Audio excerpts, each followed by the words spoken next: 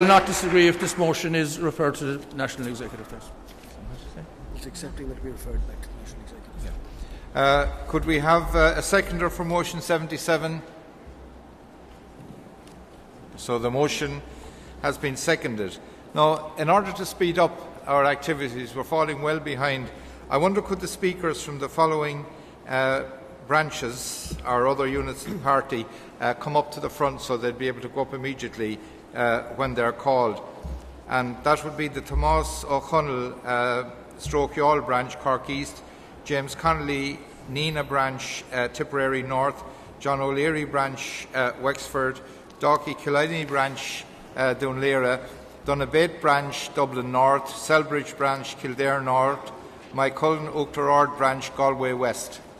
And now we move on to the next motion, which is motion 78, to be moved by the Tomás O'Connell Youghal branch, Cork East.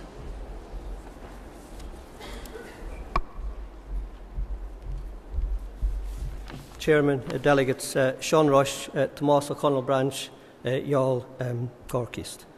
I'd like to begin with a short quotation from an article Brendan Halligan wrote for our centenary. Just a very short quotation.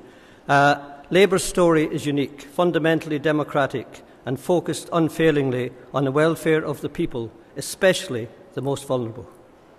I don't think any of us would disagree with that.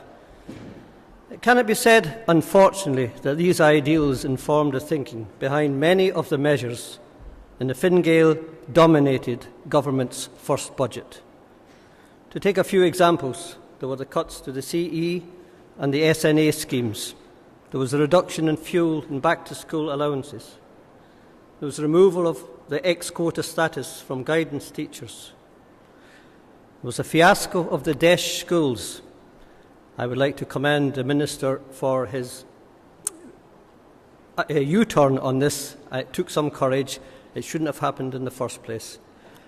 I would just like to point out to the Minister, just as a matter of interest, that the word DESH, if you put a little line above the E, you get the Irish word daish, which means opportunity or chance. And that is what this was doing for a lot of kids who really needed it. They were giving an opportunity to make up a little bit of that huge gap between them and their better-off fellow students.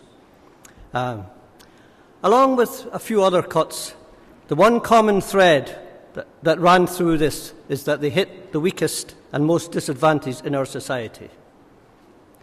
One of the core beliefs of right-wing parties is that you can only help the poor when times are good. The rising tide lifts all boats philosophy. It's not a deliberate targeting of the needs of the most vulnerable, but it's purely an accident of the market. Sean, could you conclude, please? As some crumbs fall from the table of the wealthy to the scrambling masses below. This can never be the position of the Labour Party. It's precisely when times are tough that our neediest citizens require a helping hand. We are not Thatcherites. We believe in society, and believing in society, we must accept the concept of solidarity. The better off must stand shoulder to shoulder with those less fortunate.